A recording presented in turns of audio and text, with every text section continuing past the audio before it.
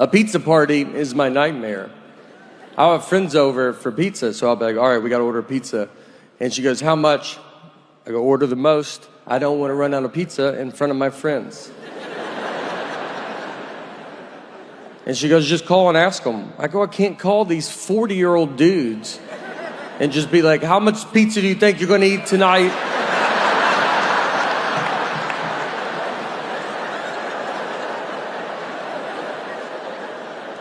They have a family.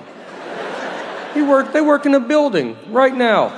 And you may just call them back, do you have big lunch today? No, I would try to save money, so I need to know exactly how much pizza you're going to eat in 8 hours.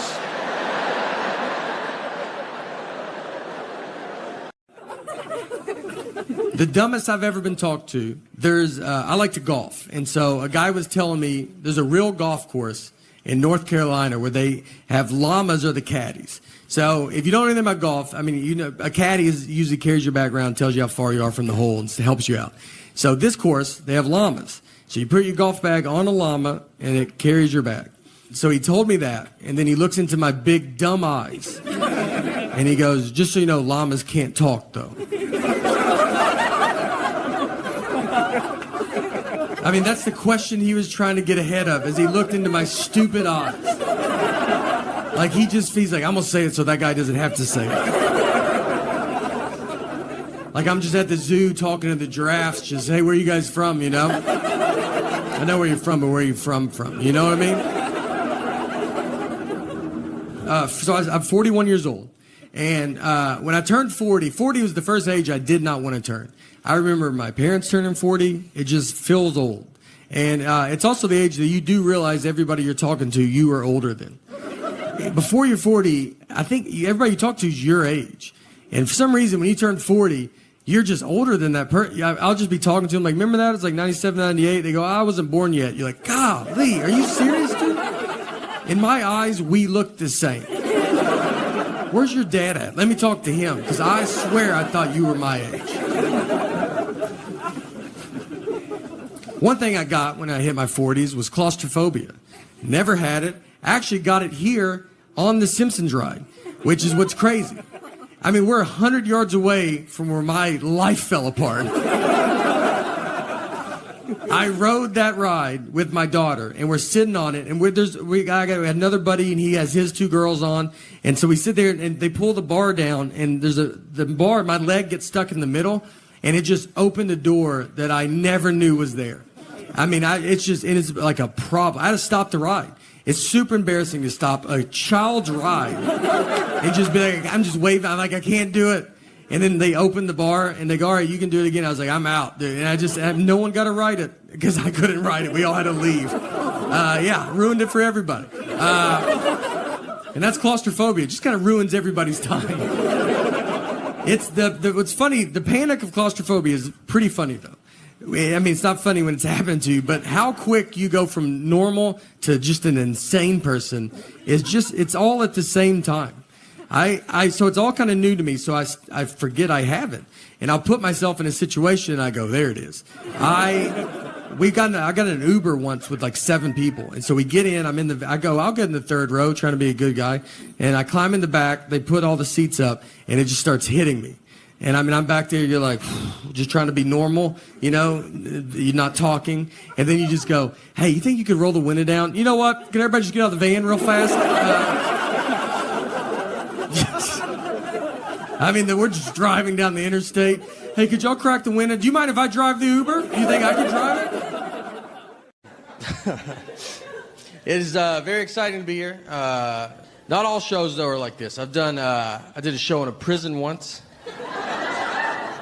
All the way in it. We went in it. There's few more people than this. We go in, let's say like you guys are like the inmates. So I'm like sitting here, I'm doing my dumb jokes. None of them work. Every joke I have involves being outside in the past 30 years. Like nothing's relatable.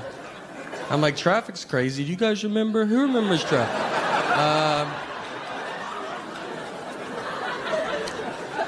An inmate gets up and starts walking towards me. I'm like, oh boy, here we go. You know, like I've seen movies, like he's going to use me to break out.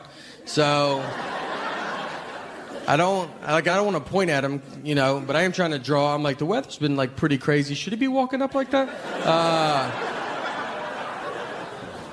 Turns out he's just going to the bathrooms. They're right behind me. He's a good guy. I judged him on what he was wearing and where we were at. It was my fault. He goes in. The bathrooms they're like open. So I'm against this like brick wall, and I'm like standing. It goes like halfway up. So it's me, a brick wall, and then the urinals.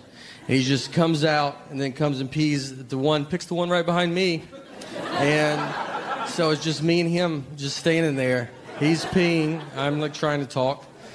And he just pees without even kind of a problem. It was the most confidence I've ever seen in my entire life. I mean, I thought, whatever you think this guy did it, all right? That's not... An innocent man doesn't pee like that. That's a guy... He's not getting out. I took social media off my phone. I have Instagram still on there. I feel like it's still okay. It's like, it's safe. Twitter's I feel like it's just like celebrities telling you you're the worst. That's all it is, all day. Whether it's like the presidential election, everybody's furious. And then there's a big pipeline thing. Remember that? They're like, we got to stop this pipeline. We're like, yeah, we do. I don't even know where this is at. I couldn't find it. Right now, I don't know what was in the pipe. I don't know if the pipe was above ground, but it was like, we got to stop. People have stuff there, and you can't be throwing pipes. You can't just throw pipes everywhere you want to throw pipes, And it just... I follow Leonardo DiCaprio. I'm a big fan. Just want to see what that guy's life is like. He tweets nothing fun out. I've learned that. He tweeted out 100 million sharks get killed a year by people. Just threw that up. No solution. I'm just at home in Tennessee, nowhere near an ocean. So many sharks. If you told me to guess how many sharks were alive, I would never have guessed 100 million. I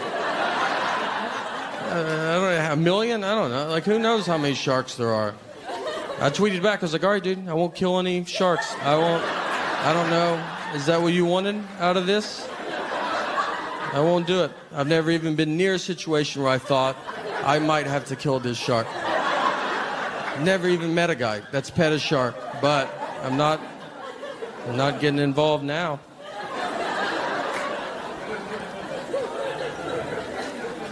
Facebook is more, that's your like friends telling you you're the worst. It's more local. No one has a good day on Facebook. It's everybody's worst days of their lives. And you'll be like the first thing you look at. You like wake up and you like cut it on and then just be like, do you want to see a murder video? You're like, I don't at all. I just woke up. I'm just trying to see whose birthday it is, And they're just like, well, we already started playing it. So, and you're like, all right, I guess I'll watch that. My wife gets mad because I don't like any of her photos. She's like, why don't you like any of my photos, And it's like, is this not enough, us living together and stuff? I don't... And I did like it. When we took it, I said I like it. I told you I like it. I looked at it. I'm in it. I'm in the photo. There's not much more I can do with this photo. We've been together my entire life. Since we started dating when I was like 21. I'm 37 now. And like I went from like my mom to her. So I don't even know what it feels like to not have some lady be like, I don't know if I would do that,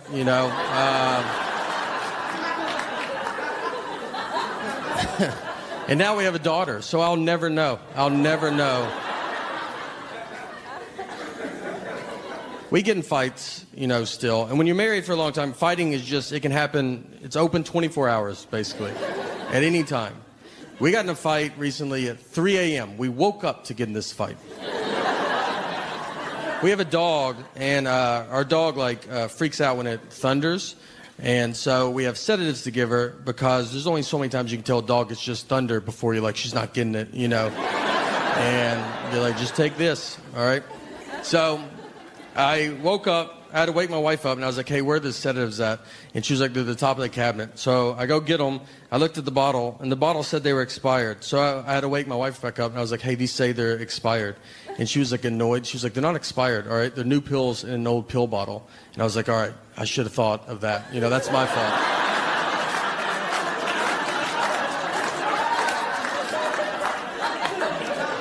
I mean, we have people come to our house all the time and they get milk and they're like, is this milk expired? And I have to go, that's new milk in an old milk jug. Are you the stupidest person I've ever met? Why would you not assume that's what it is? That's roughly what I told her. It wasn't as fun as that. And then she goes all in and tells me it doesn't matter because dog medicine can't even expire. Which I was like, you've never even heard a rumor about that. You don't know that. We don't know any dog medicine people. I know who she knows. We don't know one dog medicine maker that's texting her like, hey, we're doing some pretty big things at the dog medicine factory. I wanted to let you know first, but we've invented medicine that can't expire. So feel free to tell your husband at 3 a.m.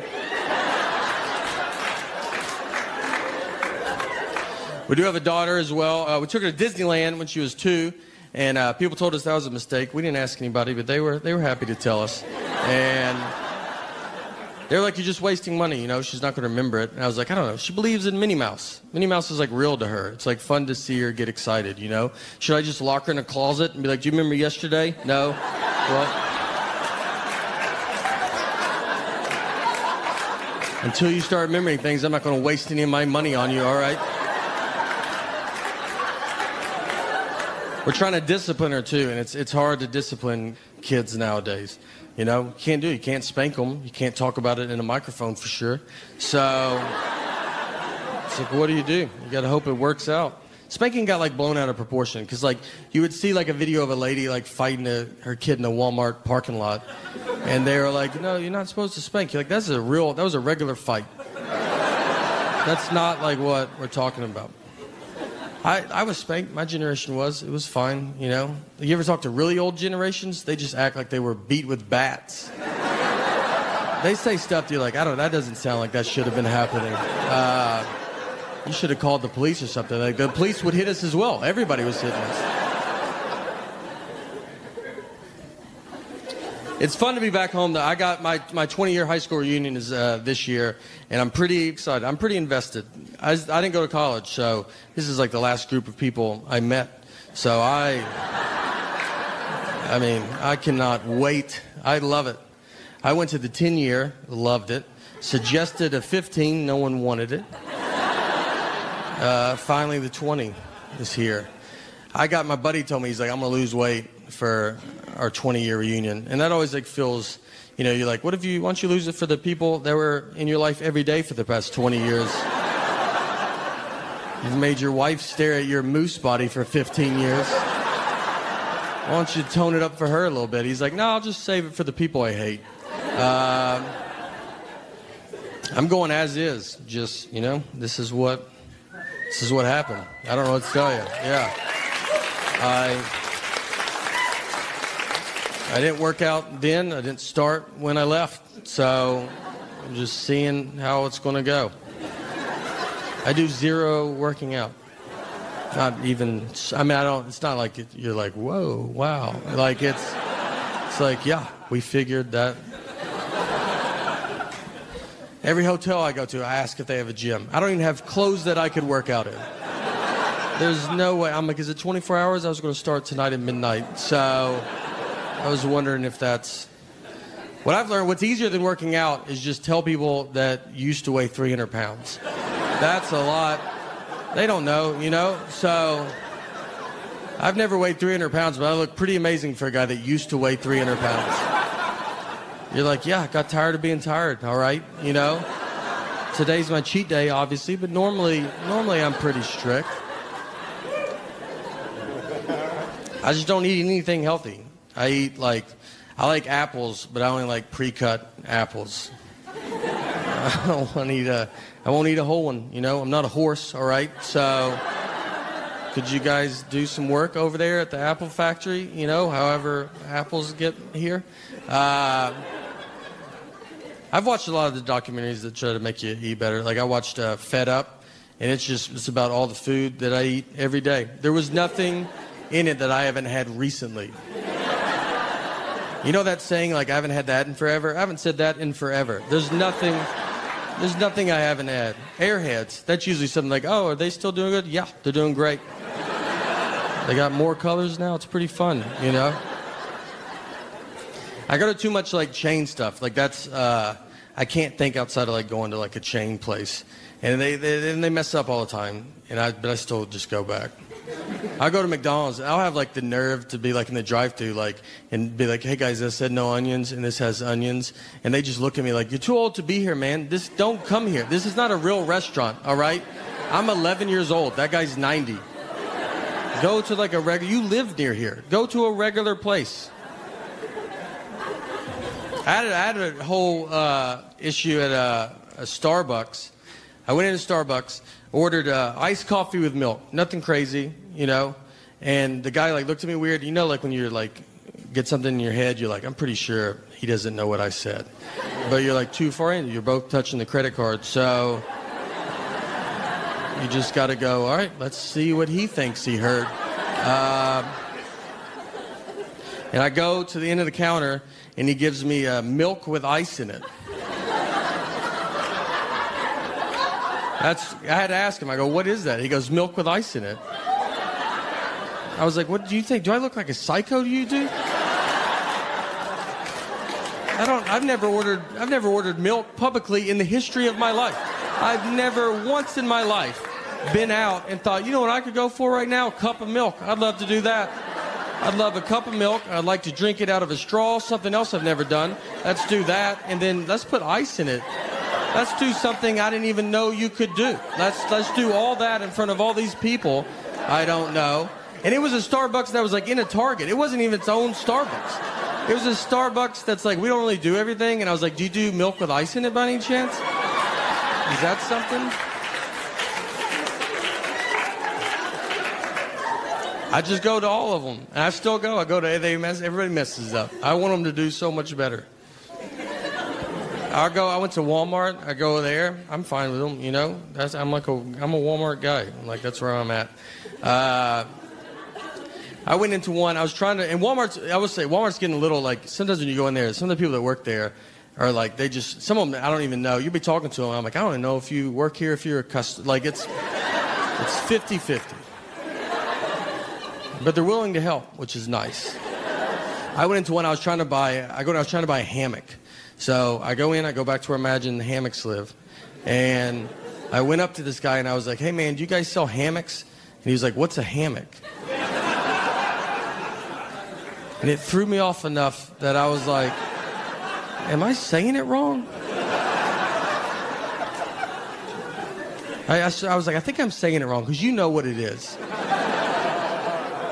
And I was like, is it Hammett with a T? Does that sound right? Like, do you guys sell hammocks? And he was like, we're out of hammocks. We're out of them. It's hammock season. And I left, went to my car, Googled where to buy a hammock. And Google was like, do you mean hammock? I was like, I sure do, Google. Where were you at during all of this? The other embarrassing part of that is, so it happened, and then I called like a comic buddy of mine to tell him the story, and I was like, this is funny, right? But then I asked him, I was like, hey, do you think if I tell people I was buying a hammock, is that going to come off like I'm bragging? Like, for some reason, in my head, that's just like a wealthy purchase. Like, that's a hammock at Walmart. Like, an audience would be like, whoa, all right, I didn't know we were just hearing about how good you're doing. Man, what's it like to have two trees that close together? Is it nice? I heard it looks nice. I've seen pictures. I've had my one like fancy purchase. I had LASIK surgery, and we were living in New York, so I had it. It was in Manhattan. Got a deal on it, so that helps knock it down. It worked, you know. I can't see this side of the room, but besides that, this side I see almost too good. And no, it was fine. And they did a couple things that were weird. Besides the deal I got, that's they want to show you the video, like before you have it. They're like, here, watch eye surgery, and you're like, just do it. I don't want to watch. Like, I trust. We're in a building. This seems like a real thing, so just Just go. If I was doing that out of some guy's van, I might ask that guy for a video, but you know, be normal. And the other thing, they didn't make me bring anybody. And I was like, should I bring someone to take me home? And they're like, no, most people can see. I was like, you said most. You sure? It's not a big deal. I'll tell someone where I'm at. They're like, no, don't. Did you tell anybody where you're at? Don't tell anybody.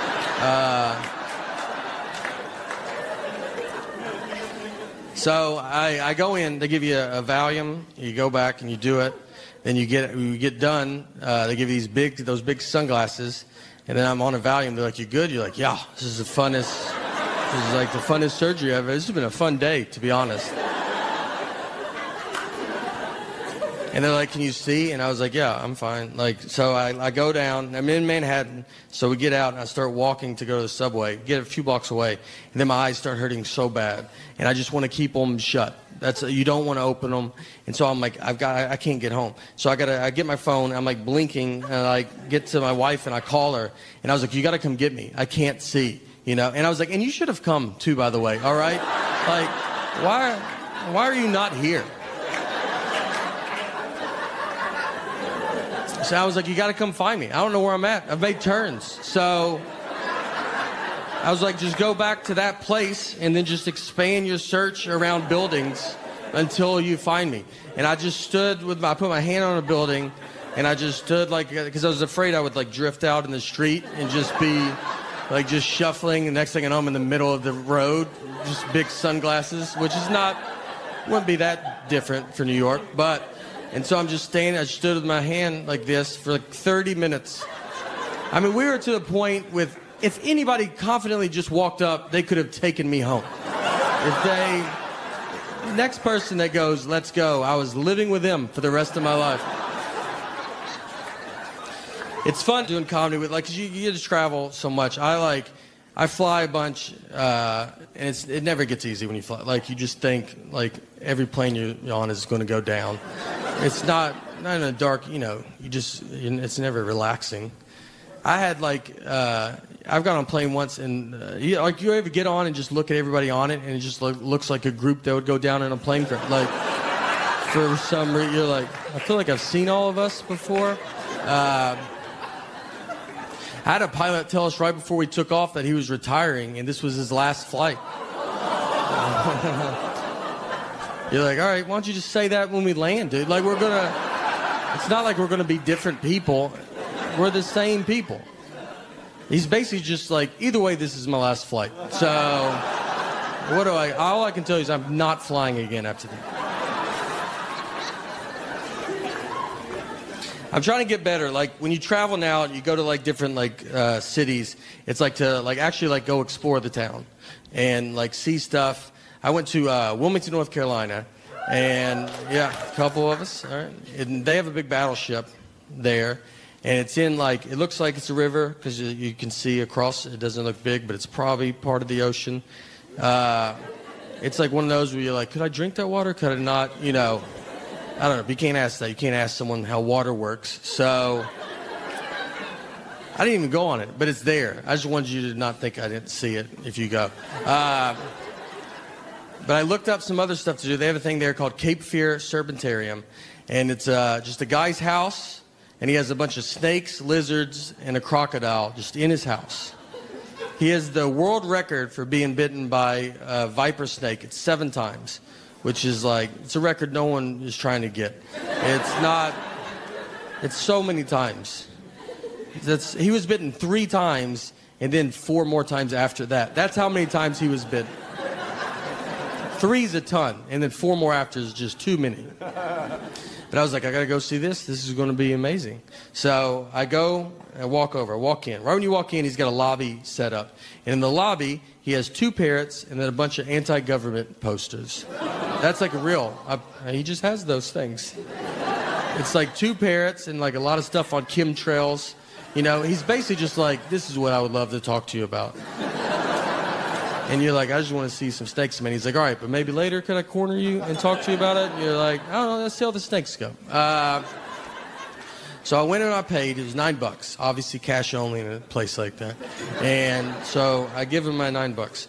Go up. First snake I see is a gaboon viper. It's a crazy venomous snake. And there's a story written out about how venomous it is. And the story was that these two kids broke into the Washington National Zoo in the early 1980s to steal a gaboon viper for whatever reason. So they get it. They put it in a trash bag. When they're walking out, they have the trash bag over their shoulder as if they forgot what they just did. The snake bites through the trash bag because it's a 1980s trash. It's not like a Glad one now, you know. This was like when trash bags were not doing good. So it bit the kid. The kid went into a coma for 4 days, and then it was like, that's all we know. We don't know what happened. And you're like, that's the whole reason I'm even reading this, to see what... Did he die? Is he stronger? Are you him? Like, what's the rest of the story?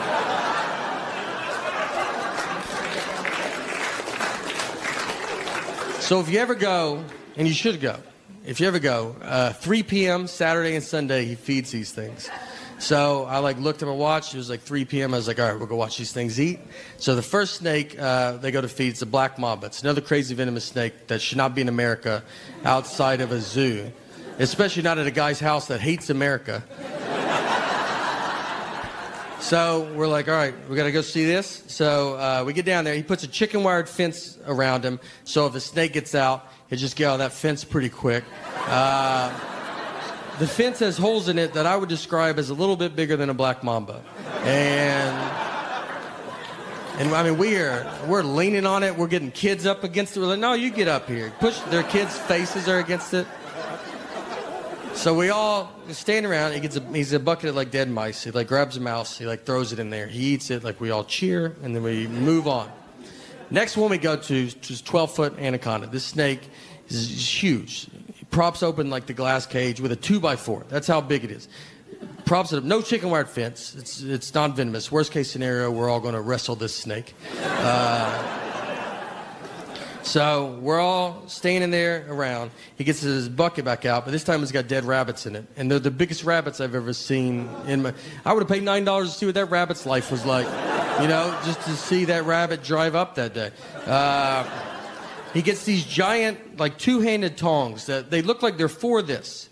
So he grabs a rabbit. He kind of steps back. He's going to make the snake come out and get it like he's hunting. So it's the rabbit, it's him, children, and then us. I mean, no, he's the only employee there. So we stand there. Luckily, the snake comes out. He gets the rabbit. He's like constricts it. It falls to the ground. He lifts it. He puts it back in. He goes, well, Easter Bunny's dead. Makes that joke for the kids. Yeah. And we waited for him to say he was joking. He did not. Yeah, he stared at the kids harder, almost to assure it. That's what it is. Then he goes, all right, you have permission to touch the snake. No one's asking. We're walking away. No one was like, I bet this is when we can pet him. They're leaving, and he makes the kids pet him. And they most don't want to touch the snake. Most are petting the rabbit he was eating. It was like the 30s. There's no rules in this place. It's like riding a ski lift. Like, you ever been on a ski lift, and like halfway up, you're like, hey, my bar didn't lock. Should it have locked? I don't do this ever. So the last one is the crocodile. We go to the crocodile. It's a 10-foot crocodile. This crocodile has been staring out at his cage at everybody. Like he's trying to remember you for supporting this guy. Like he's like, I'll find you one day. I mean, if he was in here right now with a hat on, I wouldn't be surprised. That's how nervous I am when I go out. So we all stand around. The crocodile's there. He unlocks the door. Door's unlocked. He gets his rabbit bucket, and he grabs a rabbit, and he's going to just open the door and like throw it in there and eat it and watch it. He grabs the rabbit. He gets it right here. The crocodile sees the rabbit and comes forward, hitting the door, which is unlocked and we learn also broken. Hits the door. The crocodile's momentum like just takes him out into the carpet like they were staying with us. The kid, there's a 10-foot crocodile just on the floor. So everybody just starts losing it. It's like a Godzilla movie. People are just running. Everybody's crying. People are crying real hard. Like just bawling. Everybody's dead behind you. You just assume it. You don't even look. Some lady was like, my husband. I was like, your husband's gone, lady. He's gone. We shouldn't be here. There's so many signs that say we shouldn't be here. And we just leave. Because the cobra was next. You're like, I don't know if the cobra's in a cage. Who knows where this cobra's at? He might have been watching this with us. This is a real story. And here's my proof. I have proof to this story. is there's a TripAdvisor review from that day. It's not my review. I'm not a review guy. But someone reviewed it, and you can look at it. Go to TripAdvisor, type in Wilmington, North Carolina, Cape Fear Serpentarium. When you get there, go to the reviews. They have 4 stars to 1 stars. If you want to see what I'm talking about, I would start at the 1 stars. They're all pretty fun to read, though. 4 stars love it. They think the place is great. 3 and 2 stars, they're usually pretty hung up on the propaganda in the lobby. They can't get past that. And then just go to the 1 star that says, crocodile got out of the cage. It's the best 1-star review I've ever heard in my life. Like, just the most, did that poster hurt your feelings? Did a crocodile get out when you were there? Because he got out with us, and we didn't think he should have been out with us. So 1 star. All right, thank you guys so much. If you go to Europe, just so you know, it's the most old. It's very old. You think we're old, and you get there, and you're like, good night. What have y'all been doing over here? You just walk around, they're like, that building is from 8. You're like, good golly. Went to Australia as well. Australia is very far away. I'm going to tell you, our Earth is bigger than I thought it was. We flew 16 hours, over 500 miles an hour. Barely made it. Barely. I think we went the wrong way as well. I had jet lag there. I did not mind it because I woke up early. I woke up at 5:45 a.m. and I don't ever wake up that early. So I was like first in line at the breakfast buffet. Here's what I will tell you. When you get up at 5:45 a.m., noon is pretty far away. By 6 p.m., it's like, how are people out? Why won't the sun go down? Once I was checking a bag, and the guy behind the counter, he sees my ticket says Nathan, the license says Nathaniel, and he was like, this is not good. He goes, these names don't match. And I was like, but they match, right? Like, you can see the leap that we took to get from one to the other. And he was like, but they're not the same. I was like, but they're the same. And I'm realizing he cannot find out people call me Nate at that point. I mean, he can't handle that. He's going to call the police over to be like, there's a guy with 3 names trying to fly right here. If you guys want to just shoot him from over there or something. So I was like, what do you want me to do? And he goes, you should go home. That's all I got into. I said, look, I'll give you that those names don't match. But what I think is going to help a ton is the picture on the ID. Something that I've always loved that they did. And I think with 70% of that name matching and 100% face, it's 170%. I think I'll get through it. She's the cheaper one of us as well. Not in a bad way, She likes the lights being off. Turn the lights off, Save money. Get the little lights off. It's a fun time being in that environment. Turn the light on, find your seat, get a stick, knock the light back off.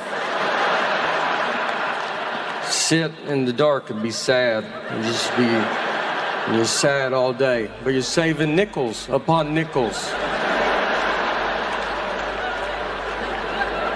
Right when I get in bed, you turn that light off? I can't tell that's on. Well, get out of bed, turn it off. 80 years, we'll give our daughter $37 from all the nickels we saved. My wife will tell me that she always says that I don't like the way she talks. And it's not her voice. That'd be a big problem, I think, if it was like, it's your voice. I just hate it. I called her because I was about to take off, and I was like, all right, what time do you guys leave? It was 11:30, and they're still at home. I was like, Laura, I don't know if you even know what an airport is. But if that plane was in our driveway, I don't think you could make it. So, what do you think I wanted to know when I asked that?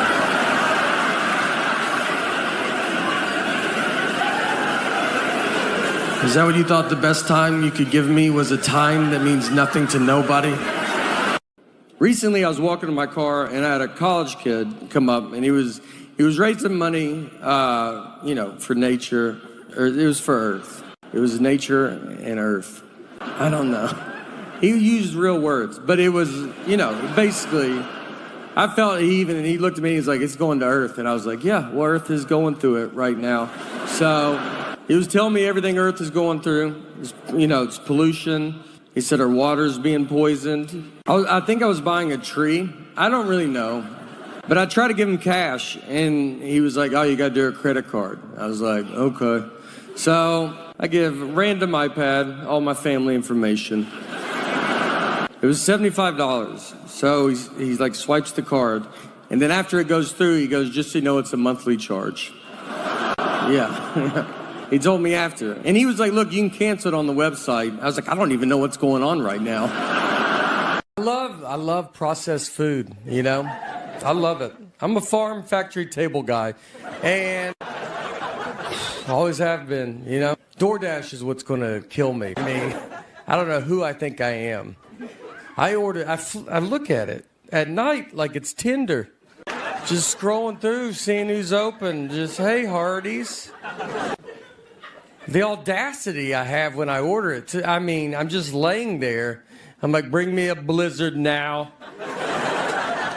I want it right now. Lay it quietly on my porch. Don't let anybody in this house know I'm doing this. We were going out to Mount Rainier, and I was with a buddy of mine. And Mount Rainier is it's the third biggest mountain in America. It's a good one to go to. I don't know who number 1 or number 2 is, but maybe one day it will be number 1, you know? Do mountains keep growing? I don't think we know that yet. So it's a good time to see it. It doesn't have the attitude of a 1 or a 2. My dad is a magician. He's done that my entire life. He was a clown at the very beginning, just in case you're like, how do you get into something like that? He goes clown, then magic. There's 2 steps. You can take them in either order. I was born, he was a clown. It was never weird to me. I thought everybody's dad was a clown.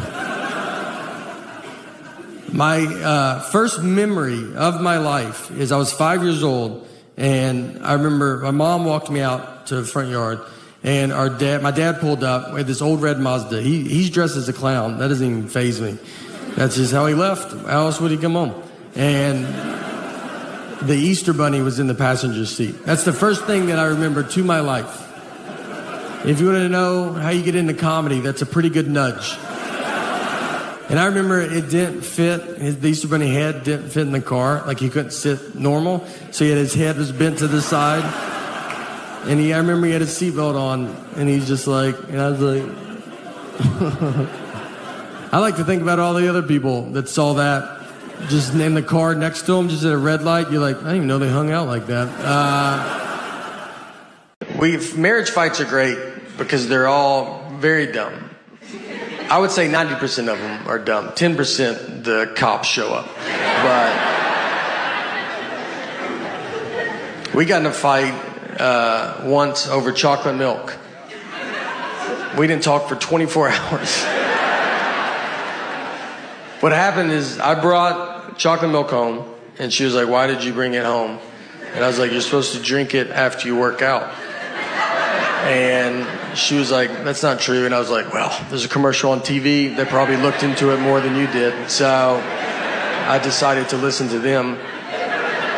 And she said, that's just the milk people pushing chocolate milk. And I was like, you don't even know what that statement means. You don't know if there's milk people. And I think chocolate milk's doing fine. I don't think they're sitting on barrels of it. And they're like, we got to make up a lie. We got to get rid of this chocolate milk.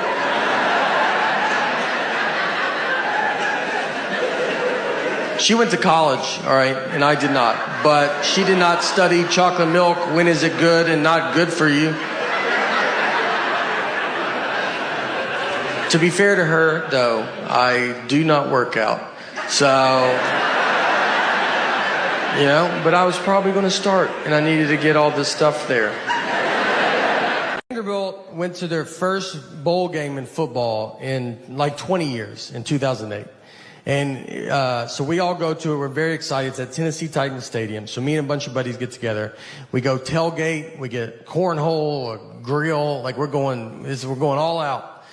And my ticket was at will call. So I was like, look, I got to get my ticket. I'll be right back. So I go get my ticket. And before the lady gives it to me, she ripped it, which means you have to go in. And it was, a full 3 hours before the game starts. I was like, I don't want to go in yet, you know? And she's like, you have to go. And I just walked in to just an empty stadium, 60,000 empty seats. I go to my seat. I don't even just go to a different, I went to like the one I'm supposed to go to, like a loser. The players are like in jeans. They're not even dressed yet. I was like, I'm real excited for the game. I like startled them. They're like, oh, I didn't even know anybody was in here. Did you go to Vandy? I was like, you would think with how early I'm here. But I also think if I went to Vandy, I wouldn't be in the situation that I'm in. I walked to the top of the stadium and just watched my friends tailgate. I just sat up at the very top. And I was like, I'm already in, guys. Yeah, I decided to save our numbered seats. Nothing was open. I stood in front of a concession stand like I was waiting for an iPhone to come out.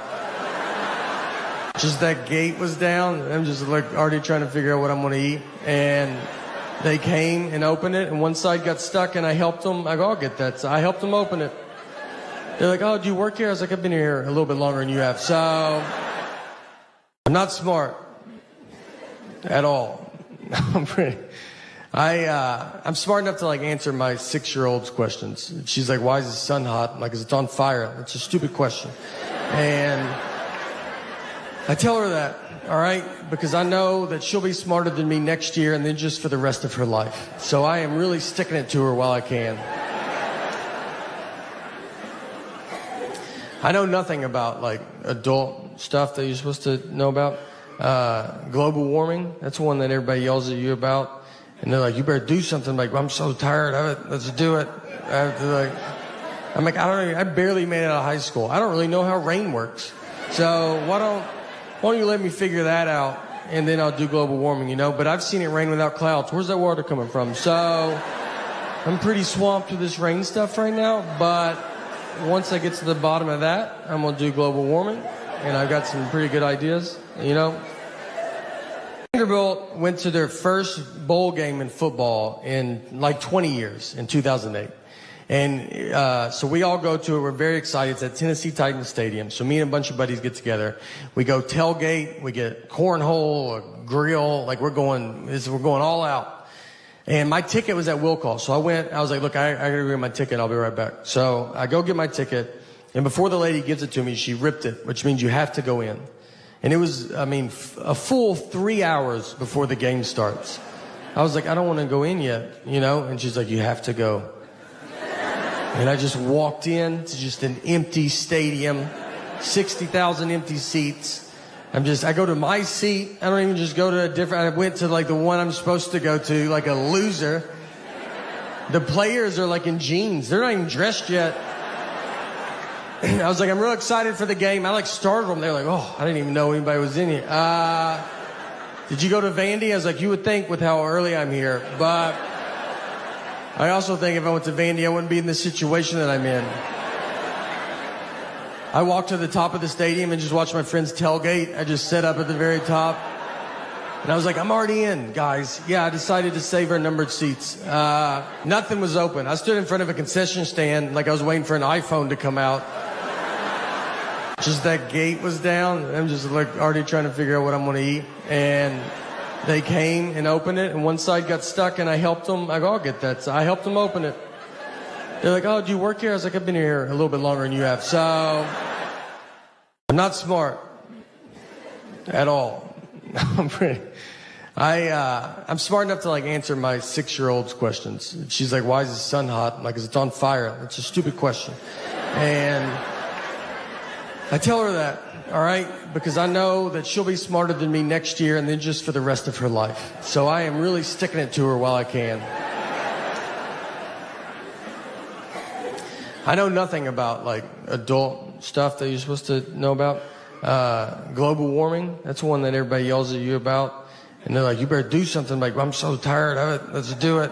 I'm like, I barely made it out of high school. I don't really know how rain works.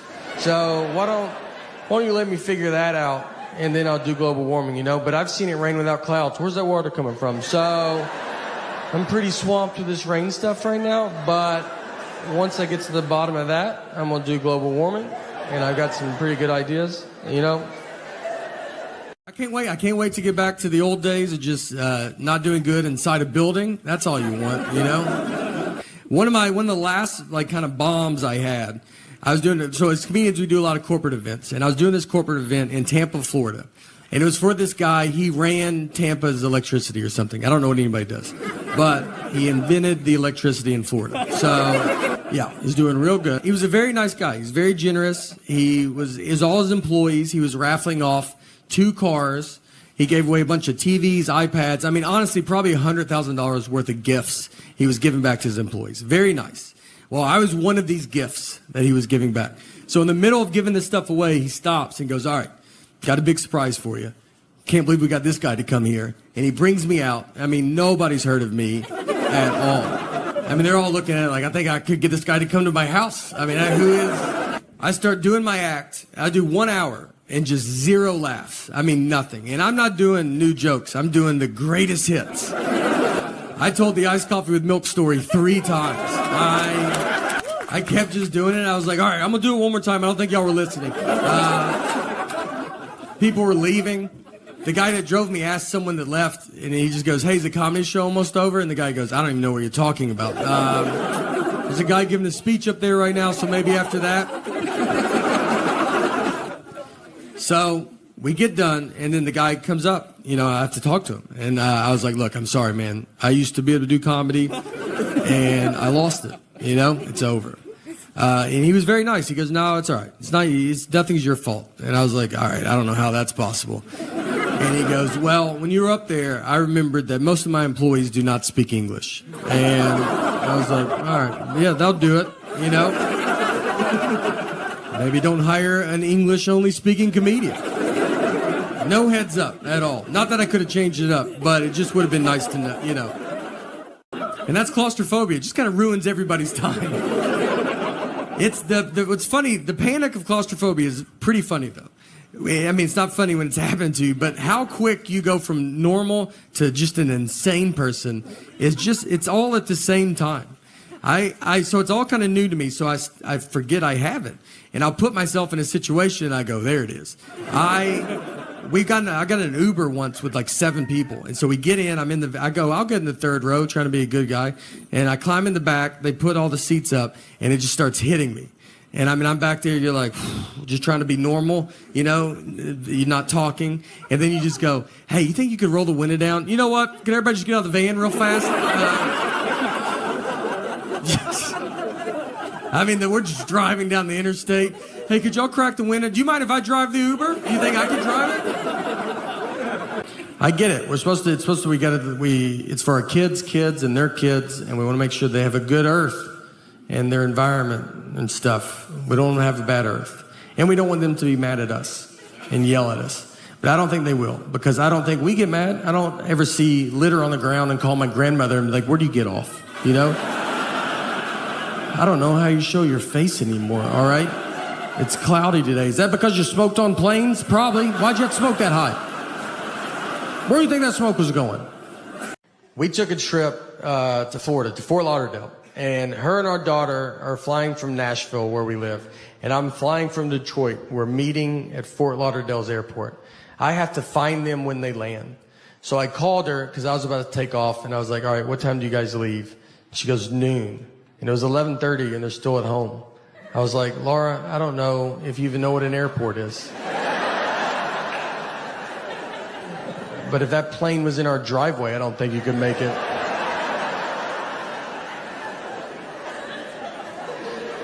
And she said, that's what time you leave for the airport. Our flight's not till 1:30. And I was like, all right. So what do you think I wanted to know when I asked that?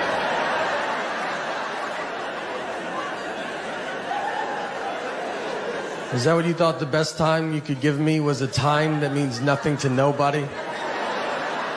What time did you go to bed last night? Just tell me that, and I'll just look up all the planes that land in Florida, and I'll guess which one I think you're on.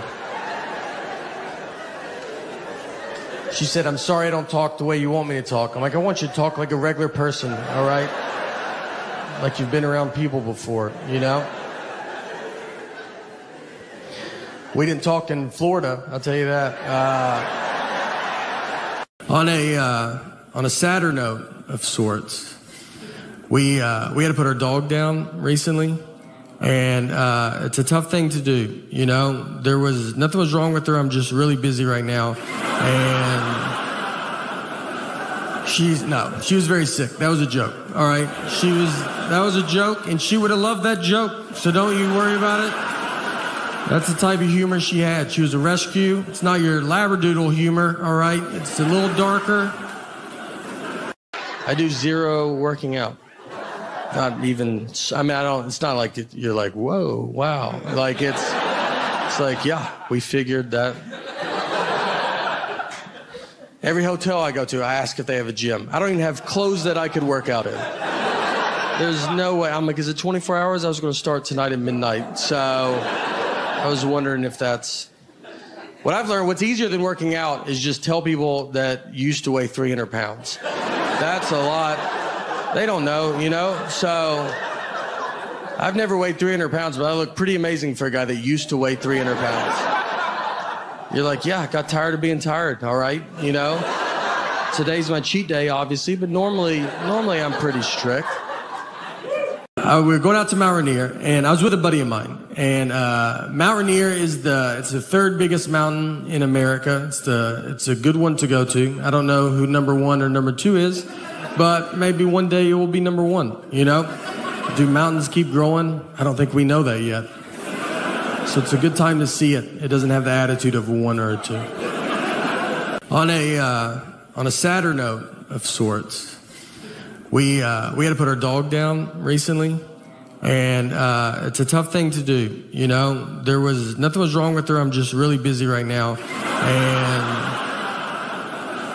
she was very sick. That was a joke. All right, that was a joke, and she would have loved that joke. So don't you worry about it. That's the type of humor she had. She was a rescue. It's not your labradoodle humor, all right? It's a little darker. It's very nerve-wracking when a baby has to get a shot because, like, they just don't get it, you know? Like, she's just looking at us like this day is going pretty unbelievable. And I don't see how it's going to go wrong. As she's looking at the needle, and then you're like, it's about to go way wrong.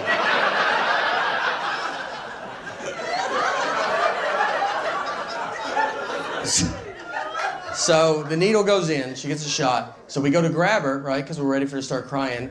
She blows us away. She doesn't cry at all. Like, we're just, like, baffled. We're, like, sitting there, like, we can't believe this. Like, this is unbelievable. My wife was, like, getting emotional. She was like, oh, maybe this is a sign she's going to be, like, a strong girl, like a powerful woman. And I was like, yeah, that's right. Maybe she's going to be that. We all should think about, like, maybe she's going to be a psycho. Like, who doesn't cry when they get a shot? Have you thought about that at all? That's what I'm worried about. Who's fine with pain already at 9 months old? When you have a baby, you want them to be healthy and not a serial killer. And I don't know which path we're going down right now. I know in 20 years, I'm either going to be like, look, telling her, like, we love you and we're happy you've accomplished everything. Or I'm going to be on the news being like, we love you and you need to turn yourself in right now. Right this second. I knew that shot meant something. My first memory of my life is I was 5 years old. And I remember my mom walked me out to the front yard, and my dad pulled up with this old red Mazda. He's dressed as a clown. That doesn't even faze me. That's just how he left. How else would he come home?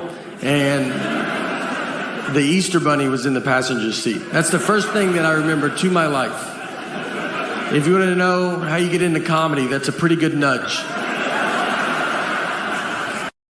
So my parents are in their 60s, and when your parents hit their 60s, just so you know, you kind of realize that you go, all right, I'm in charge of this family now, you know? They don't give it up. They don't offer it away. They just start doing stuff that you're like, I don't, you know. We went to the store the other day, and we walked back to the car. We were in the store for an hour. We walked back. The driver's side door is wide open. He drove, opened the door to go inside, and just kept walking. He's been driving for 50 years. And I know cars are getting crazy, but one thing that stayed the same in all these 50 years is you got to open and shut that front door. My dad wore my mom's pants to a funeral. That was the day that I was like, look, we can't listen to this guy no more, you know? We got to go get him. He doesn't know what's happening. It usually starts happening when you start doing the holidays at your house instead of your parents' house. That's when it starts happening. And so my parents, once we did that, they downsized into a 2-bedroom townhome. So they still want to do Thanksgiving at their house, but they don't have the room for us. There's like 20 of us. It's like a college kid being like, you want to do Christmas in my dorm room? There's a table for 4, and then they have to put a train of TV trays and nightstands that just weaves down this hallway. I mean, you're sitting on stairs. We made the kids go eat in the car.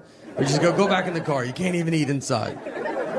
My mom didn't have ketchup. I was like, everybody just has ketchup. It just comes in houses. If I went to some alcoholic's house, he would have ketchup. His whole family would be gone. But I would say, do you have ketchup? He'd be like, I'm not that gone, man. My wife and I, we got in the fight over the phrase one fell swoop. Just over this saying. And if you're a newlywed, you're like, well, that doesn't make sense. You're right. It doesn't. This is a double-digit married fight. This is when you've already done all the dish fighting or the putting your clothes away fighting. This is when they're trying to mentally break you. They got you almost how they want you, and this is the one that sends it over the edge. My wife, she wanted to go visit her parents one weekend, and her parents are divorced, and which has been hardest on me, to be honest. That's something people don't talk about, you know? When you marry into divorce, I mean, they divorced because of her, not me, so why do I have to go to 50 different houses? She wanted to go visit her parents, and shit, I want to do it in one fell swoop. Now, I've never heard my wife say the phrase one fell swoop. We've been together 20 years, she's never said it. And it felt like someone that day told her, hey, you should start using one fell swoop more. And she goes, I'm about to call my husband. It goes, perfect. Use it 40 to 50 times on him. So she calls me and she goes, I want to go visit my parents. And I want to do it in one fell swoop. And I go, all right, let's do it in one fell swoop. She goes, I want to do it in one fell swoop. I go, let's do it in one fell swoop. You know, let's swoop it up. I'm down. And she kept saying it, one fell swoop, one fell swoop. I mean, over and over again. And then when she went to describe this one fell swoop trip, she goes, we'll go to my mom's, come home, then go to my dad's.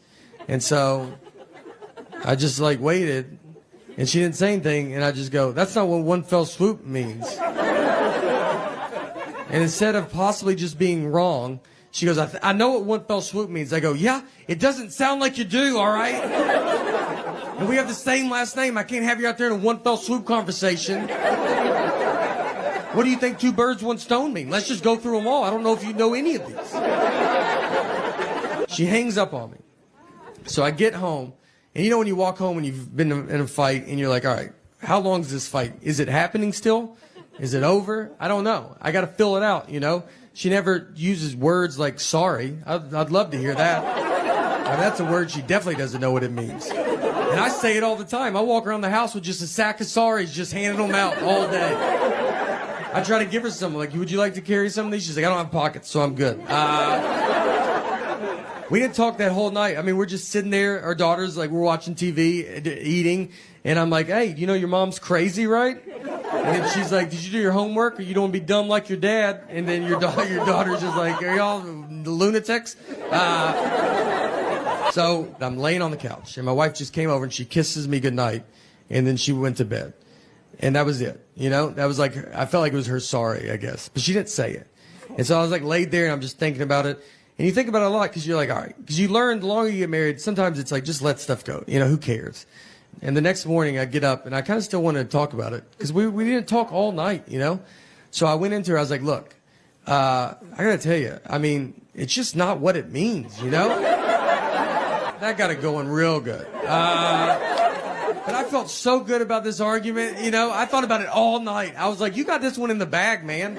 You should bring it back up. I'm not trying to date her anymore. I'd like to win a fight. We're going to die together. I almost woke her up in her sleep. That's how much I was so excited. I almost just started shaking her going, it's not what it means. Our marriage almost ended in one fell swoop. So me and my buddy, we rented a car. He's driving. On the way out there, I see a dead horse just laid out in this guy's yard.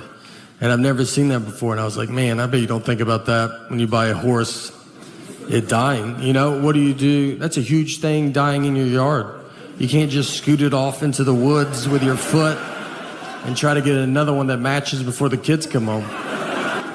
You have to tell your wife to keep the kids away for a month. You got to Google how to move a dead horse.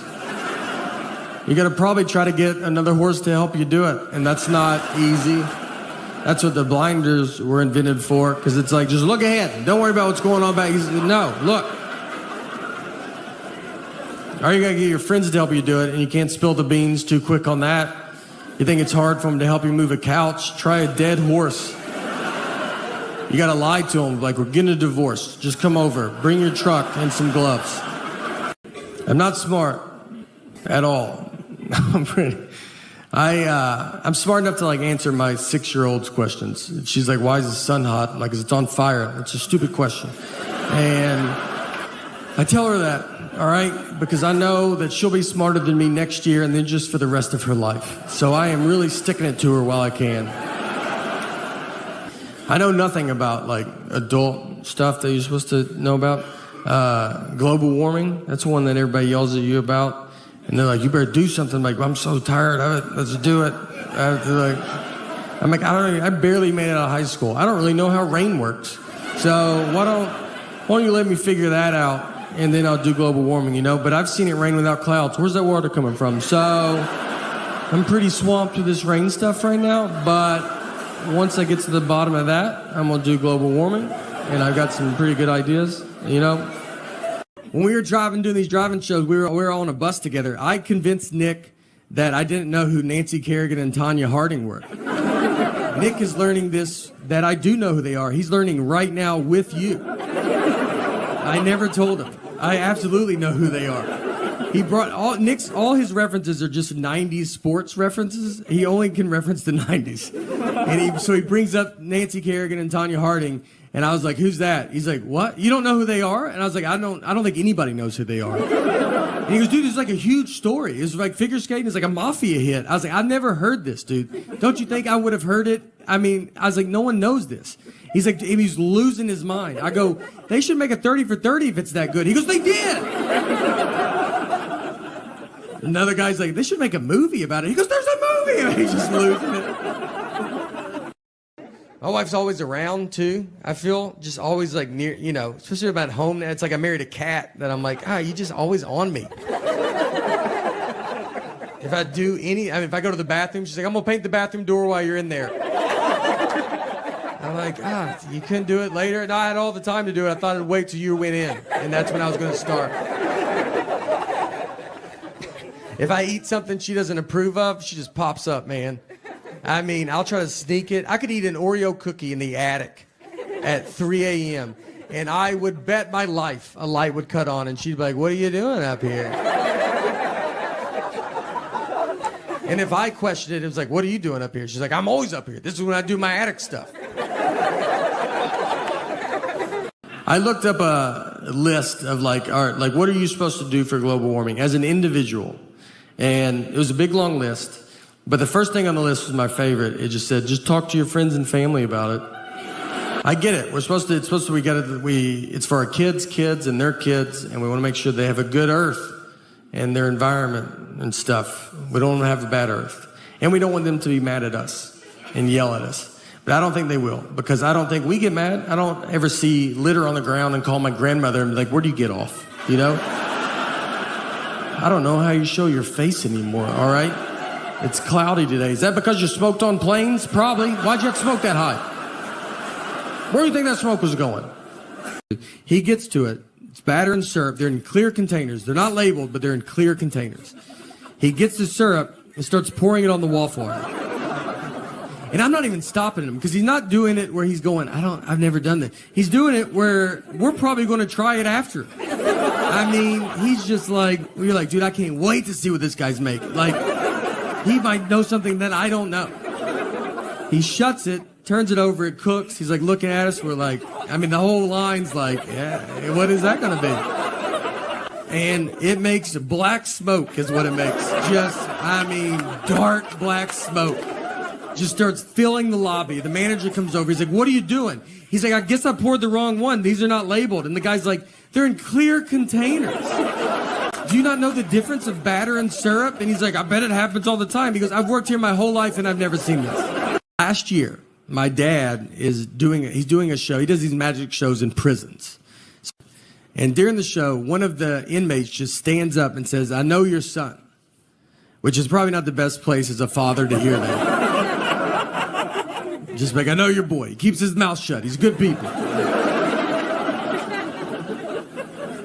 So My dad, he goes, hey, he's like, all right. He goes, how do you know my son? And he was one of the guys that carried me up those stairs that day. I was 12 years old, and we've never known who carried me up those stairs. And then his brother saw me on the Tonight Show and was like, that's that kid that we carried up those stairs that day. So it's pretty crazy. And so since then, I've been actually bringing him out to shows, and I'm going to bring him out tonight.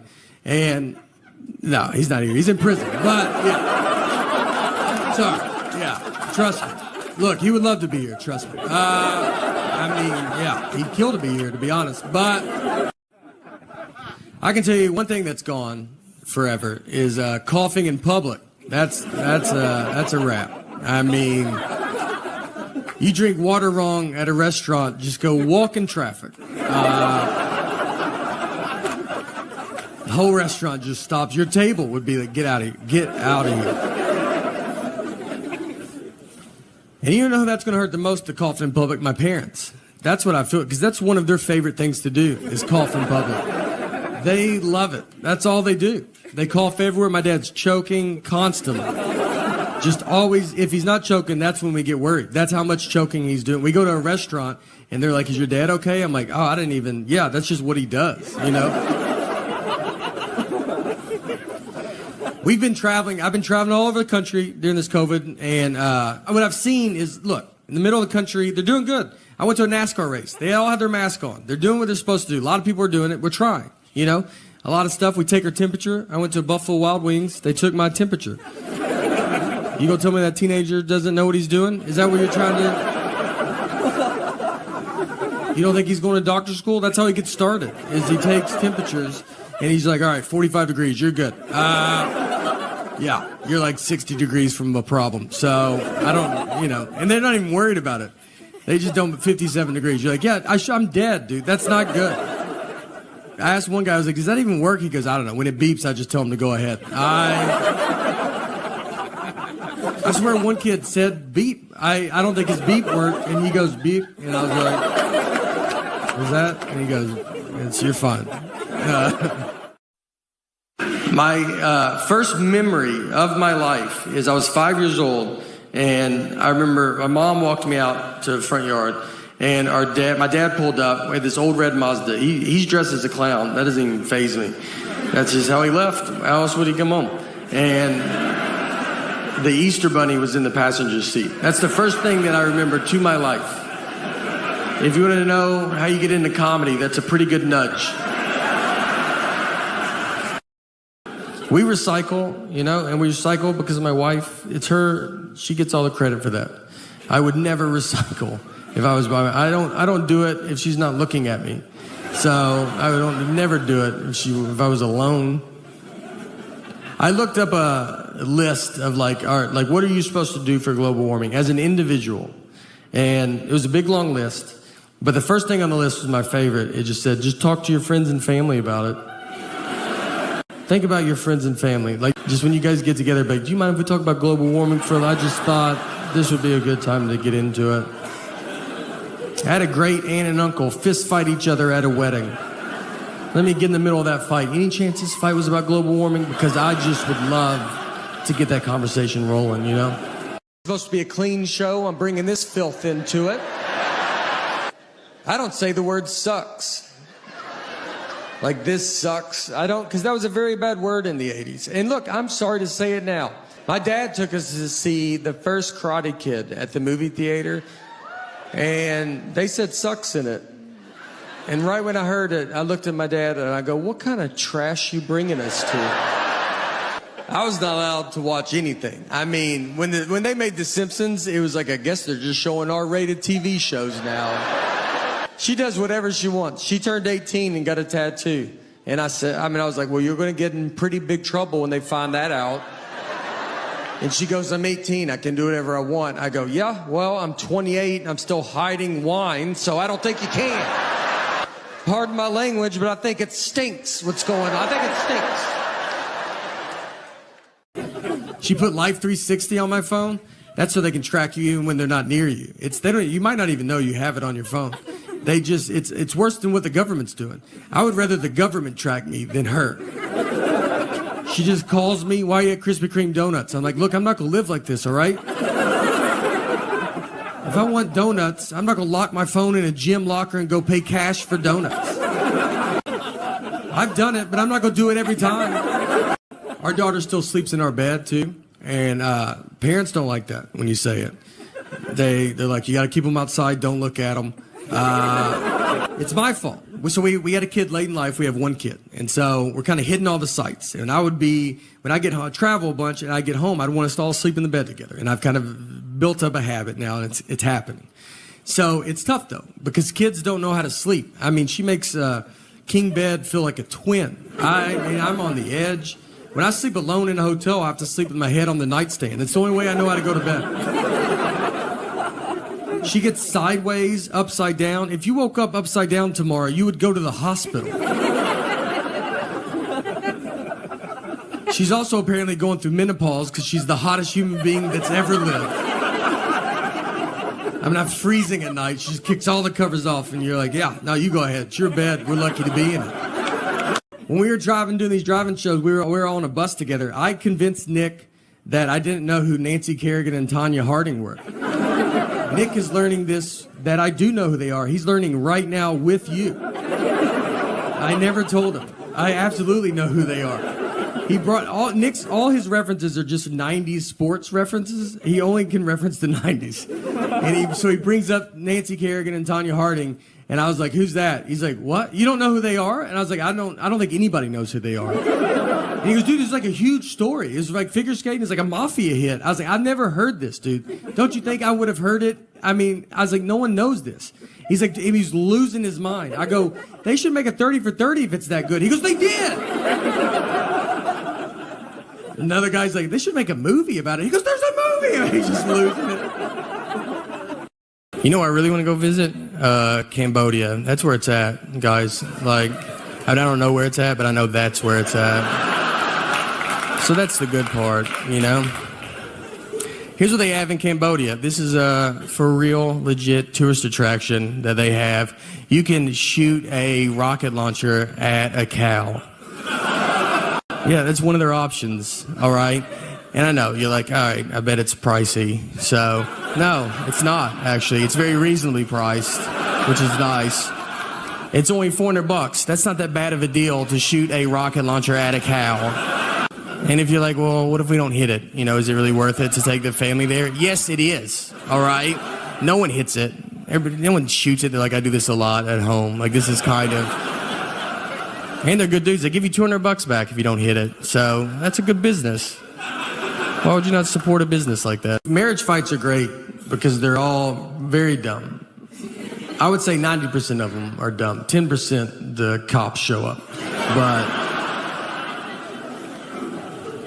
we got in a fight once over chocolate milk. We didn't talk for 24 hours. What happened is I brought chocolate milk home, and she was like, why did you bring it home? And I was like, you're supposed to drink it after you work out. And she was like, that's not true. And I was like, well, there's a commercial on TV that probably looked into it more than you did. So I decided to listen to them. And she said, that's just the milk people pushing chocolate milk. And I was like, you don't even know what that statement means. You don't know if there's milk people. And I think chocolate milk's doing fine. I don't think they're sitting on barrels of it. And they're like, we got to make up a lie. We got to get rid of this chocolate milk. It was weird to not have my phone. I mean, everybody has their phone. I was going through the airport, and you just don't have it, and you just stare. I mean, we were waiting in line, and you're just, like, looking ahead. And people are just like, all right, dude, what is wrong with you? I mean, just regular people. Like, where's your phone? I'm like, I don't have it. I would like to talk to you, though, if you would talk to me. I'd love to chat for a little bit. My daughter still sleeps in our bed, too. And parents don't like that when you say it. They're like, you got to keep them outside. Don't look at them. It's my fault. So we had a kid late in life. We have one kid. And so we're kind of hitting all the sights. And I would be, when I get home, travel a bunch and I get home, I'd want us to all sleep in the bed together. And I've kind of built up a habit now, and it's happening. So it's tough, though, because kids don't know how to sleep. I mean, she makes king bed feel like a twin. I'm on the edge. When I sleep alone in a hotel, I have to sleep with my head on the nightstand. It's the only way I know how to go to bed. She gets sideways, upside down. If you woke up upside down tomorrow, you would go to the hospital. She's also apparently going through menopause because she's the hottest human being that's ever lived. I'm not freezing at night. She just kicks all the covers off, and you're like, yeah, no, you go ahead. It's your bed. We're lucky to be in it.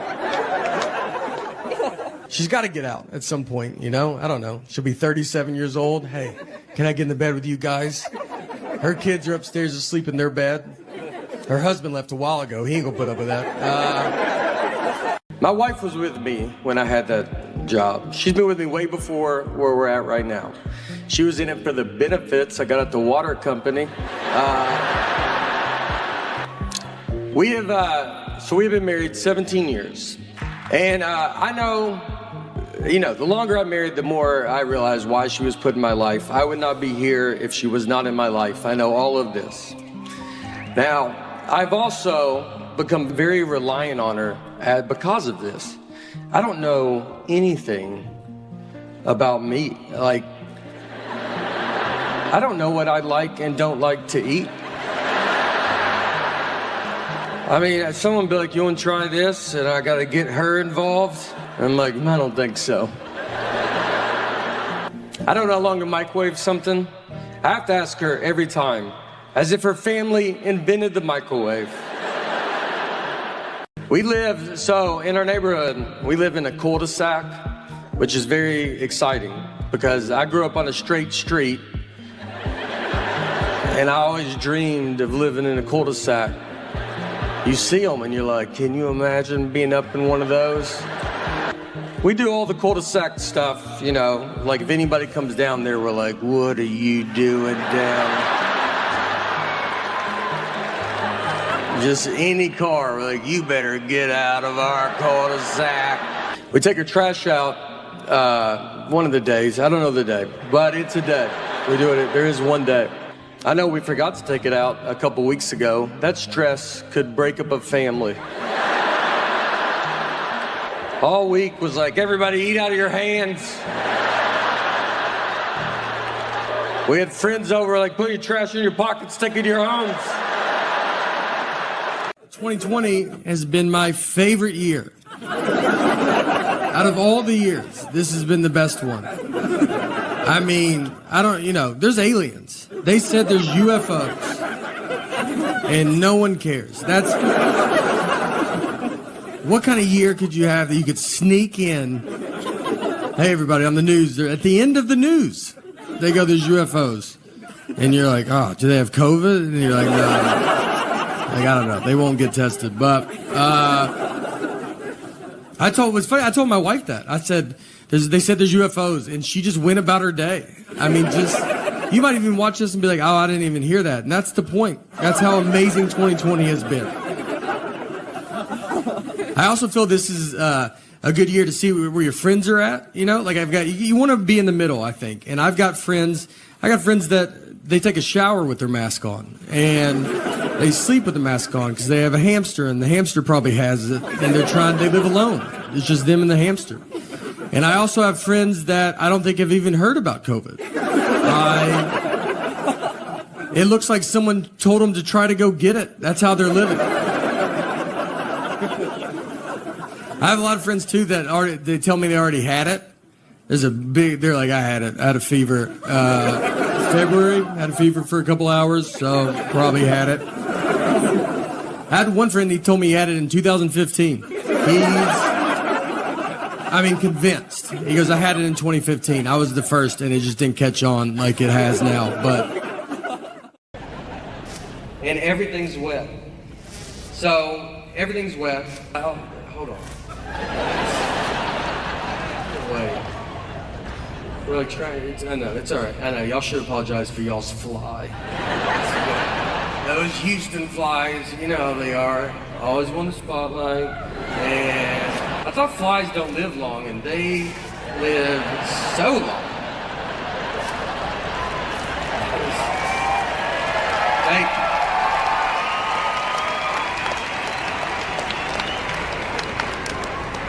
Trying to dodge it. God, I almost got it. If someone walked in right now, it looks like this is what the show is. Like it's just, This is how far. Like we have Wi-Fi's down. We're now just paying to watch a man try to slap a fly. And you're like, a lot of people show up. It's pretty fun, you know. Like it goes.